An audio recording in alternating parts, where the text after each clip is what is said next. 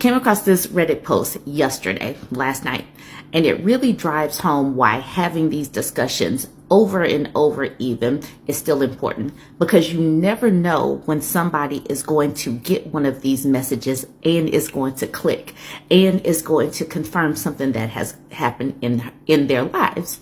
So this woman posted this in the dating advice subreddit. She says, "I just found out about hobosexuals and realized I almost fell for one last summer." I'm so happy that the term hobosexuals is just everywhere, that everybody is talking about it so women can clock it and block it. Get rid of these people. No pests that want to nest and rest, that want to burrow into your couch. All right, let's get into this post. She says, "I was listening to a dating podcast yesterday when they mentioned the term hobosexual, people who date others primarily for housing. Suddenly, everything clicked about a situation I was in last year that left me confused and hurt. Last summer, I, a 28-year-old woman, matched with a guy, a 31-year-old man, on Hinge who seemed absolutely perfect on paper. Great job as a graphic designer, funny text, similar interests, and incredibly charming. We dated for almost 2 months, and things were moving pretty quickly. Around the third week, he casually mentioned his lease was ending soon, and he was stressed about finding a new place in our expensive city. I sympathized, but I didn't think much of it. As we continued dating, he started making comments like, 'Your apartment is so cozy, and I could see myself in a place like this,' more and more frequently. He was about to start trying to burrow into her couch. Then he started leaving things at my place. First, a toothbrush, normal, then clothes, then his expensive drawing tablet so we can spend more time together on weekends instead of him going back to his place to work. When he coincidentally scheduled apartment viewings in my neighborhood, I thought it was sweet. The red flag I ignored. One night over dinner, he suggested that instead of wasting money on 2 rents, maybe he could just move in with me temporarily until he found the right place. We'd only been dating for 6 weeks at this point. I awkwardly deflected, saying it was too soon. Almost immediately, he became distant. Texts slowed down, dates were canceled, and suddenly he was too busy with work to see me. 2 weeks later, he ghosted me completely. I was heartbroken and confused until yesterday when I heard about hobosexuals. He wasn't interested in me. He was interested in my apartment and saving on rent. When I didn't offer housing, he moved on to the next potential home. Looking back, there were so many signs. He never invited me to his place, claimed his roommates were difficult, always complimented my apartment more than me, and asked detailed questions about my lease and living situation. Has anyone else encountered this? What other dating red flags should we be watching for that might indicate that someone has ulterior motives? I'm glad that even though this woman didn't know the term hobosexual, that she was like, 6 weeks is way too quickly. And she's like, no. But we need to continue to have these conversations. You need to tell your teenagers. You need to make sure that women know and understand not to post so much about their house in pictures, because these people clock. They watch your Instagram. They see how nice and decorated and cozy your place is. It's like, ooh, I could see myself in this type of space. They start imagining laying in your bed doing snow circles. Snow angels in your bed. Please tell them, do not let these people start dropping their stuff off. Do not let them get mail at your place. Absolutely not. Because they have a network where they talk to each other about how to use the dating apps to hook women, how they know the tenants' rights of the cities that they live in. You have got to be smarter than they are, because they are exchanging information on how to pick a target. They know, because a lot of these people are not doing that well, but you are. So do not let anyone move into your space. Don't even let them see your space. How about that? This post didn't have too many comments. Brio Mio says, sounds like he might have been living in his car. I would be suspicious of someone that I never went to their place. Draxie says, so, not me, but an ex-friend of mine had a similar situation happen to her around the exact same time. You did the smart thing and didn't let him stay. My ex-friend did not and was stuck with a man-child who refused to work and just did meth on her couch while she was at work. Oh, wow. So Eat Pork says, damn, how are these guys doing it? I just want something real and get used and abused. Meanwhile, these guys with the express purpose of scamming get women no problem. What are they doing to get you to say yes?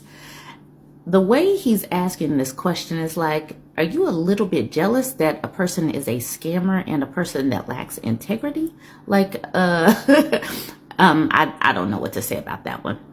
Altruistic Patient answers that person saying they're attractive. None of this stuff would happen if they weren't.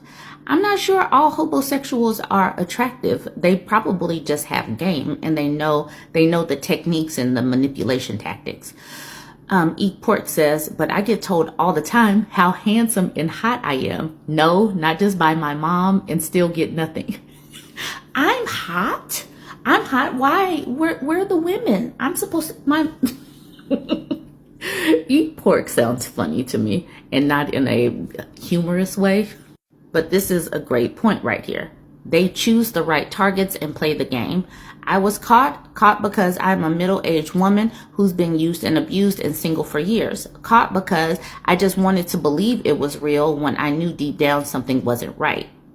And I'm attractive, fit. I don't need to settle for that. He still effing got me because I let my guard down and believed what I wanted. And guess what? I don't know if I can ever believe a word from a man again.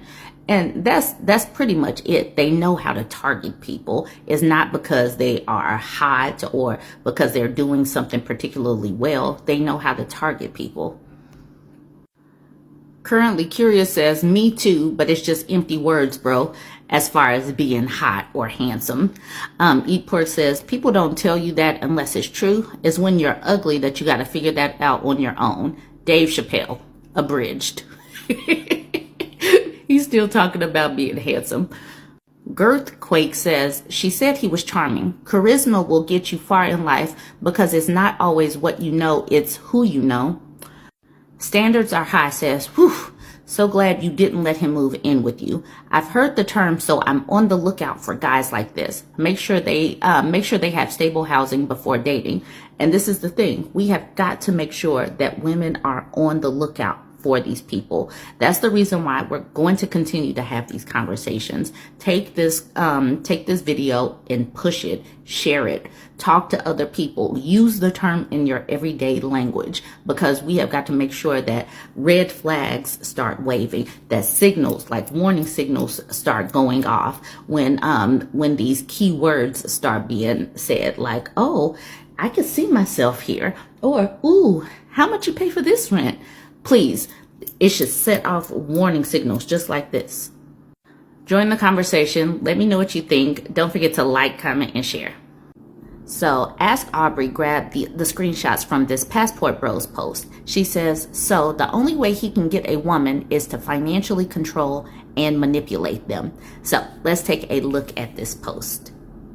If you're a woman, read this. This post does not condone any illegal activities. So we're some women here, lots of ladies here. Let's see what he's talking about. Hi, ladies. I will share one perspective that more or less represents how most men on this sub feel and why we're here. I'm in my 30s. When I was younger, I did okay in dating prior to Tinder's debut. Fast forward to 2024, I had just finished with the Marine Corps. I was and still am in great shape. I'm tall, got into bodybuilding, had a hair transplant, under eye fillers, skin treatments, LASIK, and tripled my income. I went from being a 5 to a solid 7.5 on a scale of 1 to 10. I moved to Romania right after the military only to see what it was like. Been here for almost a year. I went to the U.S. to visit my family for 2 weeks, and a girl I was interested in said she wouldn't be able to meet again for almost a month because she was too busy with work. So, because I am not a 10, she literally didn't care. And mind you, even though she was pretty, she was quite heavy for her height, and I would not have been able to pick her up physically. My message to you is this. I shed blood, sweat, and tears to become the man that I am today. And there is no way in hell I will ever go back to dating in the US. I get treated like a king in Romania, and I'm appreciated here. With that said, you do not have the right to tell us how to conduct ourselves overseas. What two consenting adults do behind closed doors is none of your business. Women in Western countries have no qualms about taking advantage of men for their resources. At least overseas, we are appreciated for it. For men like myself who hop from bed to bed, keep in mind, we are a small minority. There aren't nearly enough men to ruin women. This is a problem only in the West because Western women make almost as much as men do. Poor countries do not have this issue, and women still pair bond with locals due to financial dependence. Lastly, there's no way on God's green earth we are going to let you infiltrate one of the only men's spaces we have left. If we have to make another social media platform to stop you, we will. The clown show ends here. So this bottom paragraph is already quite silly. He came back to hang out in the United States for 2 weeks, and he wants this woman to take off work. He put it in quotes that she is too busy with work. So she works. She is a woman that is not trying to use him for his resources, and he's getting upset because she's too busy with work. He took the time himself to build up his income. His income tripled, but he's taking exception to a woman who is focused on making her own money.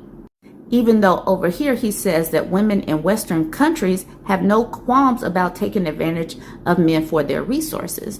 So he's upset that she has to work, she's too busy, but also he's irritated that Western women use men for their resources. He doesn't want to be used for his resources, but he doesn't want the woman to be too busy working. Now back to this small paragraph. So she says she's too busy with work, and he decided that she didn't want to see him because he's not a 10. He put that in his own brain, and then because of that, he went to trying to diminish her because of her weight. Why were you even trying to hook up with someone that you're not attracted to if all you're going to do is diminish her weight? She's too heavy for you, and she works. So why does he even care? Now, these PP bros tend to get upset with us for calling them like sex pests or sex tourists. They get upset with that. But then this person says for men like myself who hop from bed to bed, like he's admitting it. He's going over there and he's raising up his body count. But then by the same token, these people get upset with women having a body count. Like their boy math is so completely off. So their boy math regarding body counts is dumb. And then their boy math regarding income is also dumb. So like this meme says, boy math equals complaining Western women only want you for your money, then going to Western countries to settle with the women that are underprivileged and only want you for your money. That is because they have made this their personality. They have no other personality other than gym, height, and how much they make. They have no other personality other than that. Okay, so just a couple of the comments from the post. Mary says, so strong and fit, yet you could not pick up this woman?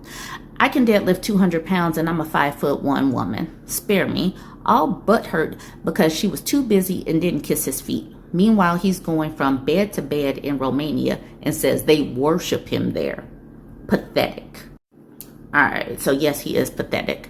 Jack the Mac says, okay, incel alert, that's a heavy red flag.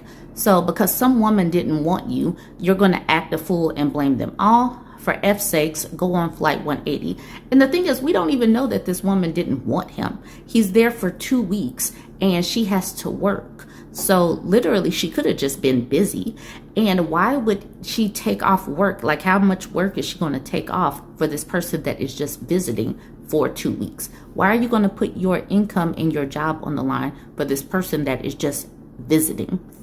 But he expects to be worshipped and, you know, be able to jump in whoever's bed he wants to because they're out here allowing it in Romania. Okay. Anyways, y'all needed to see that cluster F. Y'all needed to see that post which literally makes no sense. But I don't really expect them to make too much sense because they just don't.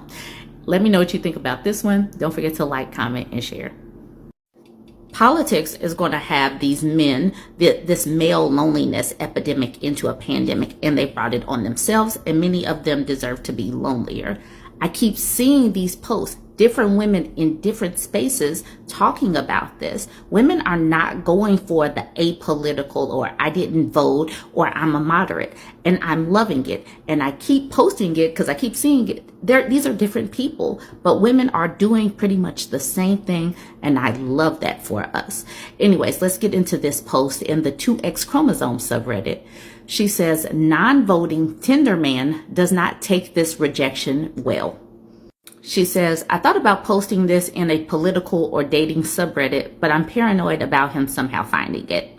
I want a woman's perspective, no matter what your politics are. Just need a sanity check on the following interaction. Me, I have an awkward question on this topic before we proceed. Who'd you vote for? Him, I actually didn't. LOL. I felt like both of them were kind of trash. I'm not really a political person, to be honest. Red flags, red flags. Me, gotcha. Him, how about you? Me, Kamala. Me, honestly, man, respectfully, I have to bow out. I don't think you're a bad person or anything. I just can't do it. It will just be on my mind. Him, seriously, I definitely don't support Trump. I voted for Biden in 2020. Me, yeah, I feel pretty strongly. I didn't love Kamala either, but there were other things I felt were important to safeguard. Him, yeah, well, you're talking to someone with a lesbian sister and trans cousins. So trust me, I get it. Just didn't really love her either, so I didn't go in. Me, like I said, I don't think you're a bad person. I just made a promise to myself. Maybe in time the wound will heal, but the way things are going, it won't be for a while. So I need to pause here. He has a lesbian sister and trans cousins, and he set this vote out, or so he says. That's kind of a mess to me, considering how these people are coming for the LGBTQ community. Like, how are you going to sit this out and then be like, you know what, Kamala and Trump, pretty much the same thing? No, they're not the same thing. One candidate and party are actively trying to strip rights away. One, even if it is the status quo, would not be stripping people's rights away. But that's just me. I needed to take a pause and do that. Okay, him. Wow, that's extremely closed-minded of you. Instead of writing me off because I didn't vote, why don't we figure out what issues we agree or disagree on? You might be surprised instead of just preemptively judging me. Me, it's not about what your politics are. I just feel like in this past election, there was far too much at stake to sit out. And it's not something I can easily ignore when dating. I have plenty of conversations with my family and friends who think differently, but we really don't know each other. I apologize for any stress this has caused you. Now, so for me right here, she's doing too much talking. At this particular point, she's just writing essays and should just have blocked him right there. So finally from him, well, that's a very immature way to think about people and your friends and family. Honestly, I don't think it will work out with us. I'm looking for a more mature woman who understands all people have different opinions and ideas instead of putting people in a monolith. Good luck. So now he's like, you can't fire me. I quit. Even though she said, I don't think it's going to work out several texts ago. But she just says, all right, wish you all the best. She's like, okay, talk to you later. Peace. All right, she says, I know it may seem like a hard line to draw, but when dating, I feel like I'm allowed to have these boundaries. He seemed really pissed off. It's not fun to feel like I've radicalized him in the other direction, but I know I have no control over that. I did my best to be respectful. Moving forward, I put something in my profile about this standard. I just hope I don't get trolls from it. And I'll never take it to texting before checking about this again. We'll probably have to go to an app where you can filter for politics. All in all, I think I should have done better to avoid this situation altogether, but I also think he was pretty rude. I know how he reacted told me all I needed to know, but am I the a-hole? I guess. Absolutely not. You're not the a-hole. The bigger question is, do you think it's possible to make them understand? No, probably not. They don't want to understand. We have talked. We have said things. We have made videos. There's all kind of posts. There's no making them understand. They have to feel it. Since the election, when I've stood on this with the men in my life, I get talked down to and I end up feeling sorry. Stop apologizing for making this part of your personality. I mean, it's part of your personal beliefs. It doesn't have to be part of your personality, but the personal is political. The political is personal. And that's pretty much it. Many of these beliefs, they go hand in hand with what we are seeing right now in the dysfunction. Politics is having an impact on our lives. It is right here. It's impacting how people are living, their finances, the stress levels that people are feeling, how people are being discriminated against. This is not simply, you're being immature because you don't like how I voted. It's bigger than that right now. This vote was definitely bigger than some of these men are making it out to be. So that's what I say. You let me know what you think as well. Katya, your dad, says, to be honest, the fact that he has queer family members makes it even worse. You couldn't take 30 minutes to go vote to defend your cousin's life. And then Minmis says, so many men like to think of themselves as protectors, but fail to do the simplest, least life-threatening task that would protect so many of their loved ones. Batwings and Biceps says, constant daydreams about dying in a blaze of glory, but voting or calling out their friends for the comments? Nah. Helpful Hour says, that's the point, no? If they bring about systemic changes and create a world where women aren't in danger just because we're women, then how can these men continue to pretend they're protectors? Pretend is the key word there. They need us to be in danger. That's why the same guys who drone constantly about being protectors are often the first ones to vote for misogynistic politicians. They're also the most likely to be controlling and even abusive in relationships. Kiliana says, the ballot booth is private. No one will see their heroic blaze of glory. So why bother? Exactly.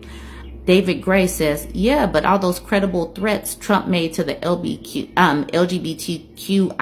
plus community are just him talking. He's not serious, though he actually is. These dudes can try to downplay politics however they want. But this political cycle got us Donald Trump, J.D. Vance, and Elon Musk. It really got us some terrible people that are running government right now that shouldn't be running a turnkey lemonade stand. So I'm going to leave you with this meme, and I'm going to get out the way so you can take a snapshot, a screenshot if you need it. Room is completely engulfed in flames. You can only save one. Who are you saving? Who are you saving? I know this might be a tough decision, but go ahead and chime in. Who are you saving? All right, don't forget to like, comment, and share. And if you made it this far, go ahead and hit the follow button. I'm trying to get to 75,000 subscribers over on YouTube.